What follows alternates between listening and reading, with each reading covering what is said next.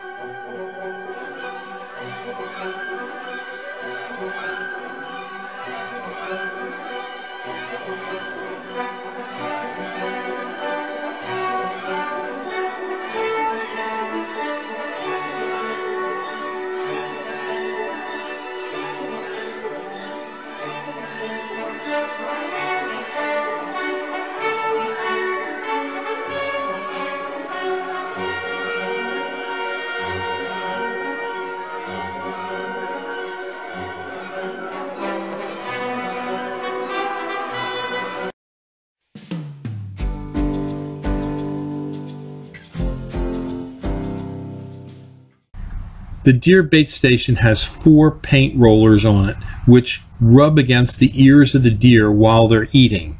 It's an efficient way to kill ticks on your property. This bait station has killed up to 98% of the deer ticks in an area. It's recommended that you use 1 feeding station for every 40 acres to get adequate coverage for your property. This feeder uses only, and I repeat, only whole, clean corn. And the deer will only eat about 1.5 pounds of whole, clean corn per deer per day. So it's not that much per deer to feed these deer and treat them. The storage bin for the corn on the deer bait station can tell you how many pounds of feed are being consumed by the deer.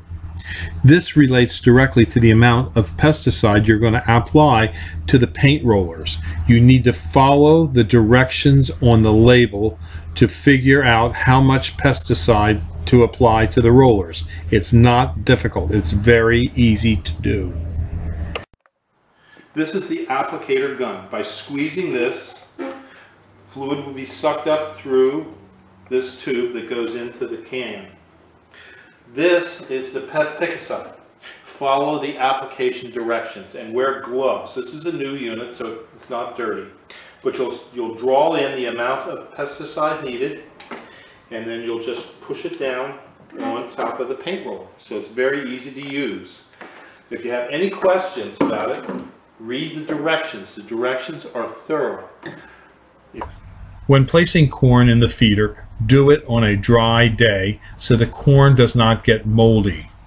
Deer will not eat moldy corn, and moldy corn won't flow through the system to the troughs where the deer feed. We like to keep track of the amount of corn that is consumed, because with the knowledge of the amount of corn consumed, we can figure out, using our pesticide label, how much pesticide to add to the paint rollers. Also, we like to make sure that in the trough where the deer feed, there isn't much corn. When there's a lot of corn, they can eat it fast and they don't get as much of the pesticide on their ears. We want them to work at the station to get the pesticide on their ears. We check the station once a week to make sure that the hopper where the deer feed from is clean and that the corn will flow out, that we have corn in our storage bin, and that we have the correct amount of pesticide on the paint roller applicators. In this manner, deer in your neighborhood will become your tick-killing machines. The efficiency of this feeder in eliminating ticks in an area can be upwards to 98%. A 98% reduction in ticks will mean that your likelihood of catching the Lyme disease will dramatically go down. This video is brought to you by Highland Hill Farm. We grow and sell screening and buffering trees for privacy and sound barriers.